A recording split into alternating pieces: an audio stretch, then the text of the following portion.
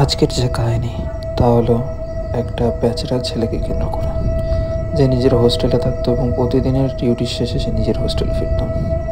এরকমই সে একদিন নিজের কাজকর্ম সেরে হোস্টেলে ফিরে নিজের বেডে নিজের ব্যাগটা রাখে এবং বাথরুমে চলে যায় ফ্রেশ হওয়ার জন্য। ফ্রেশ হয়ে এসে হাত মুখ মুছে সে যখন নিজের রুমে ঢোকে তখন সে দেখতে পায় ওর মতোই দেখতে একজন বেডে শুয়ে আছে। ওর পায়ের তলা থেকে মাটি সরে যায়। সে লক্ষ্য করে সে তার মতো দেখতেই অপরটা তার দিকে হাত বাড়িয়ে তার দিকে ডাকছে আর একটা বীভৎস বিচ্ছিরি হাসি তার দিকে দিচ্ছে। সে কি করবে তখন আর বুঝে পায় না।